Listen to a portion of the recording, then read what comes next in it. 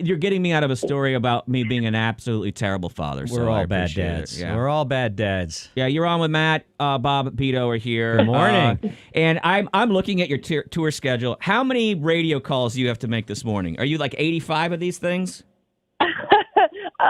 It definitely feels like that sometimes, but yeah, I think it's like 15 or 20 or something. Well, we will enjoy this brief moment with you, and then you can immediately forget our names because we want to take care of you. We're kind of stoked that you're coming to the city. Yeah. I'm stoked to see somebody after all of COVID with a tour schedule like this. It's going for months. I'm excited about the show. We all are. Big spots, I too. didn't realize you had a Texas connection.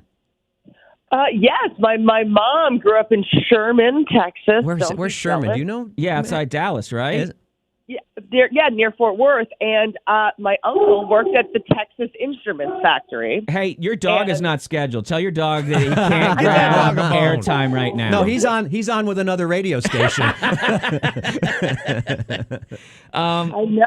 I mean, look, at least whenever I get embarrassed about my dogs, I'm like, at least I'm not a cat lady. Those are big dogs too, right? Show everyone I'm a dog person. We all hate cats on the show, and most of our listeners get mad every time we say that, and they write to let us know why cats are amazing, and we don't care. I mean, we love our listeners, but cats are dumb, and I'm glad that you feel that way. I'm too insecure. My thing is like, cats can live without me. Right. You're somebody who needs an animal that tells you that you're worthwhile all the time. Yeah. I need something that's just a little dumber that, that is not going to personally reject me on a daily basis. Well, weird. How did you find your way into a career where you stand on stage and tell people, accept me, accept me? Do you like this? Do you like this? Do you like this? Laugh, please.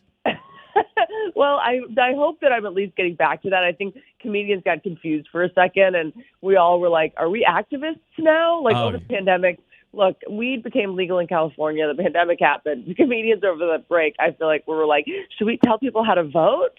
Like, even though all we do is talk about how we mix painkillers with alcohol and you can't stop cheating on our spouse.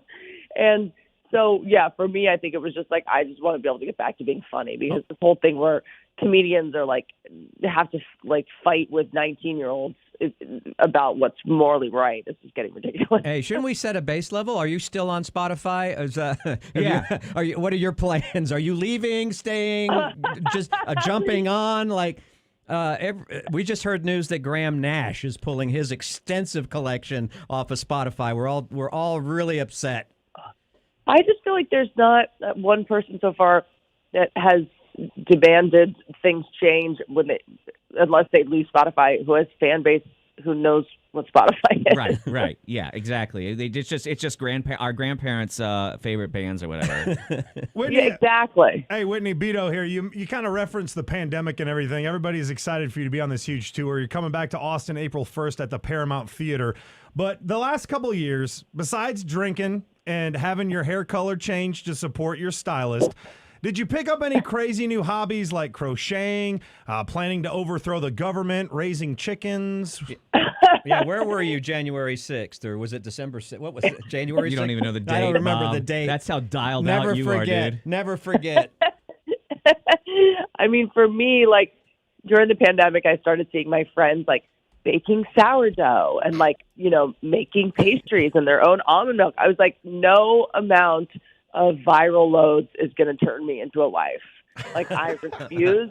I'm not learning to bake. I'm not learning to cook. I'm not going to make my own garden. I will stay a trash person no matter what. I like that positivity. You are not going to abandon your trash roots. I'm not, no, because it was you would see, I saw people start to get worn down. After 3 months, 4 months, you start people started baking, and then they started knitting, and then they started crocheting, and I was like, nope, I'm holding strong. Wine at noon. Yes. I will not be a handmaid. Tell me about the title, Touch Me. That's your tour, the Touch Me Tour. Is that dangerous to be a funny and hot woman and then go ahead in this climate to tell people to touch you?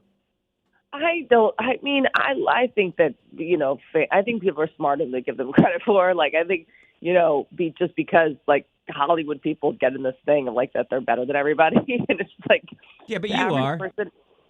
Well, no, I mean, the average person I know in Hollywood, doesn't know their driver's license number, can't read. It's a very ridiculous sort of place we've gone to where comedians are supposed to be morally superior than everybody.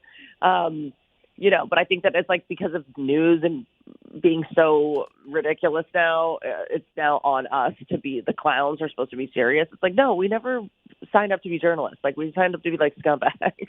Why do you think, because my feed is tons of comics, and I have noticed that most of my comic friends are now deep specialists when it comes to free trade and international agreements. And I do sort of miss jokes about dongs and vomit. And why did we all get attracted to suddenly letting everybody else know what they needed to do? Totally. And that's something that I always say, look, in terms of me touring and coming to Austin, even if you don't think women are funny, come for no other reason than to escape talking about politics for a couple hours, because I talk nothing about politics, nothing about, political bias. It's just no one wants to hear about that anymore. But I think that we've been throwing stuff into the void for the past year and a half, just sort of throwing stuff on Instagram, and you can use 100 likes to convince yourself you just posted the coolest thing ever.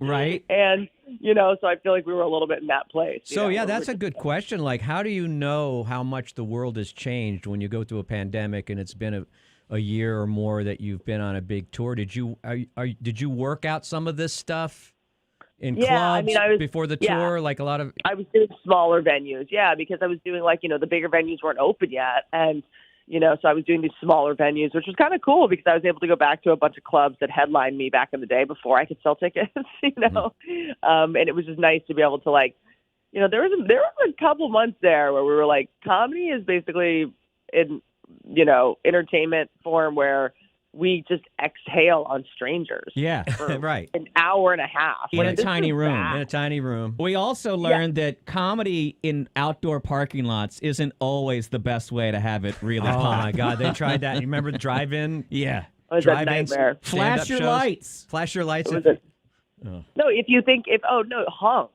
Instead of laugh. That's right. Honk. I mean, I would piss myself every 20 seconds when I would get a laugh. What? Yeah, and then also, Is it is anything changing now? That you're back out there, you're doing the big shows. Does it feel any different, or is it just old hat now? Yeah, I feel like we're back. Comedians, it's our job to adapt. It's comedians will complain about anything. You can't listen to them. Comedians being we have to do comedy in parking lots. We can't say, words we want anymore. Comedians, some of my favorite bits from comedians are they're complaining about Hot Pockets and sugar cookies. There's nothing comedians will not take umbrage with. Right. So I think comedians complaining about how hard it's been. I have to do Zoom shows. It's our job to adapt. I mean, I came up doing bowling alleys and strip clubs, so I'm happy to do a parking lot. Yeah, well, we're still doing bowling alleys and strip clubs. Hell yeah. Radio has never learned to adapt. Whitney, you have adapted to everything, dude. You've done TV. Love you on the roasts, and congratulations for being a trailblazer. You've dipped your toe into the podcasting world. Way to be first in on that brand new technology as well. What if you were thinking about it?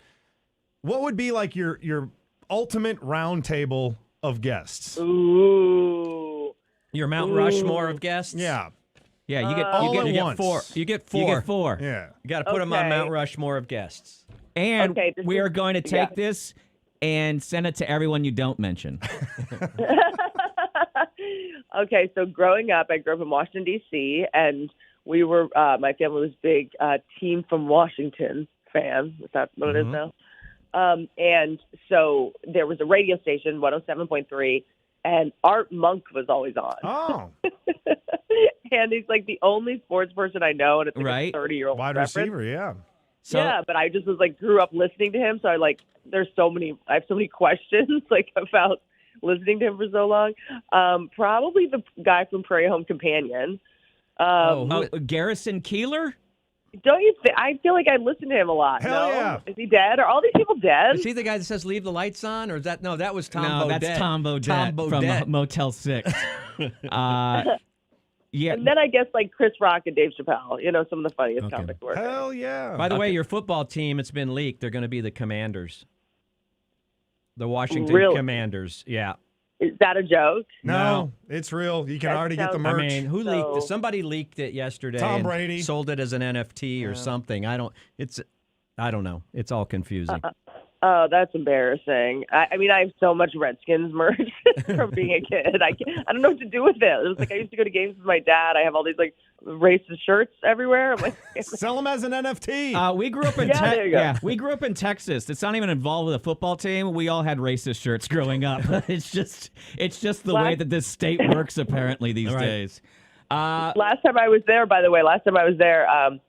the guy that picked me up from the airport, we were like talking. He gets in the car and he's like, "You're Whitney Cummings, right?" And I was like, "Yeah." And he's like, "Can you tell your friends to stop moving here?"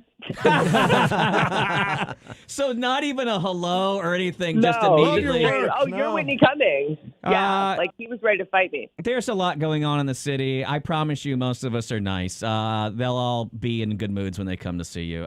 Thanks for your time this morning. We appreciate it. Please tell the other 15 radio stations you talked to this morning that we said hello. And so that's the only way we can reach out. They'll know us. Also, thanks for being in a good mood. We appreciate it. I love you guys. Thanks so much for having me. Thank you, Thanks, Splitters. Whitney. Let's re-up. Where are we? Whitney Cummings. You can get tickets. On sale now, Beardo. Thank you for asking. The Paramount Theatre, April 1st. She's kicking off the month of 420. April 1st, Whitney Cummings on her Touch Me tour. And it is an extensive tour out there. So find her on her Good For You podcast in Austin, April 1st at the Paramount Theater. Details and tickets on sale now. Concert calendar, klbjfm.com. What's